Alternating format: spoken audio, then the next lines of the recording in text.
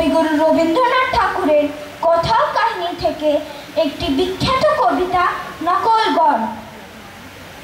জল স্পর্শ করব না আর চিতর রানার পণ, মুদির কেল্লা মাটির পরে থাকবে যতক্ষণ। কি প্রতিজ্ঞা হয় মহারাজ, মানুষের যা অসাধ্য কাজ, কেমন করে সাধবে তাজ?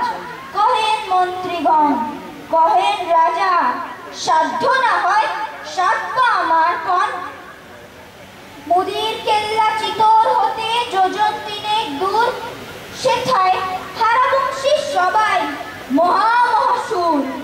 হামুরাজা দিচ্ছে থানা, ভয় কারে কয় নেই কো জানা, তাহার সত্য প্রমাণ রানা পেয়েছেন প্রচুর।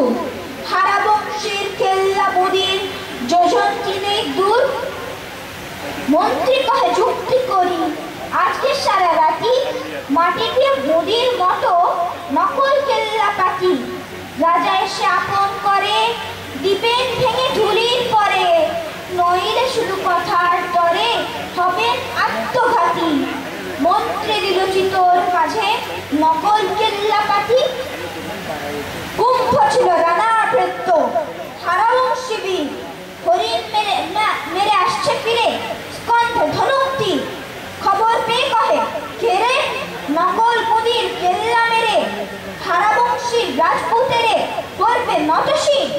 নকল মুদি রাখবো আমি হারাবংশী বীর। মাটির কেল্লা ভাঙতে আসেন রানা মহারাজ, দূরে রহো কহে কুম্ভ গড় জাগানো বাজ। মুদির নামে করবে খেলা, সইবে না অবহেলা, নকল গড়ের মাটির ভেলা রাখবো